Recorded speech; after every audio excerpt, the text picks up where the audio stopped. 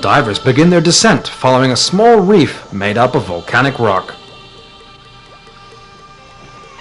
Visibility is good. One can clearly see the undergrowth 5 meters away, as well as the shape of these rocks that look like a landslide.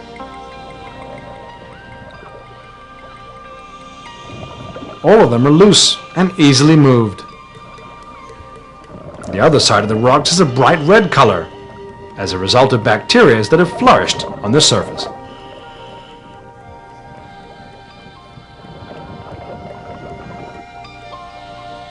The lake bottom in this region ranges from 15 to 140 meters deep.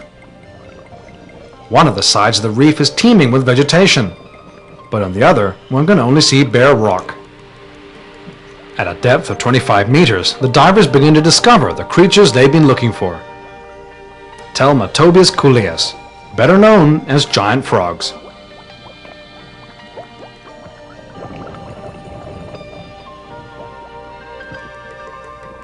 Despite the fact the frogs have lived for hundreds of thousands of years in Lake Titicaca, it wasn't until the late 19th century that researchers discovered these frogs existed. The first scientific expeditions to the Titicaca were amazed by the extraordinary size of these frogs, the only ones on Earth that have been able to adapt to such a cold lake, situated above 3,800 meters.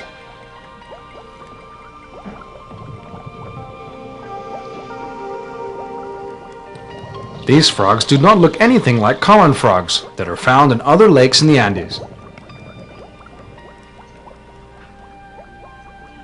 These frogs can measure up to nearly half a meter with their legs outstretched and have developed a respiratory system entirely through their skin, which allows them to stay underwater all the time.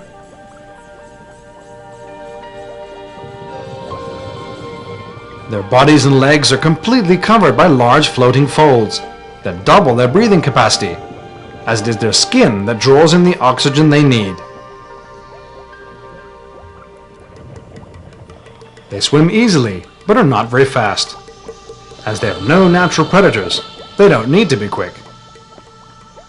What is more, their respiratory system gives them enough oxygen to move around, but not enough for high speeds. When the frogs spot the divers, they are so astonished that they flee any way they can.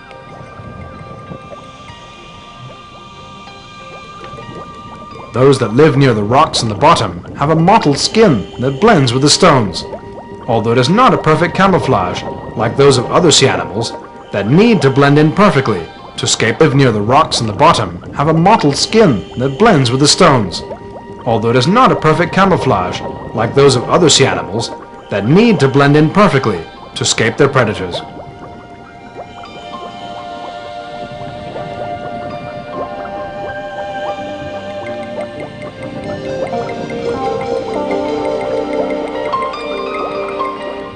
One of the divers captures a couple of frogs to show their real size to the camera.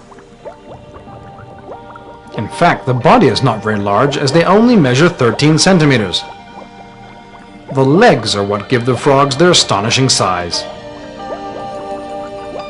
It is said that the inhabitants of the lake never capture the frogs, and if any ever get accidentally caught in their nets, the fishermen immediately release them. The belief is that these frogs have the ability to bring the rain, and to take them from the lake or kill them could cause long droughts to the islands, with catastrophic consequences for their crops. These frogs are one of the few animal species on Earth whose survival is assured. They have no predators underwater, and men both care for and respect them.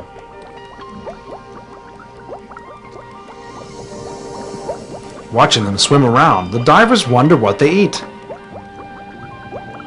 They discover that on the bottom of the lake are scallops and snails, their main source of food.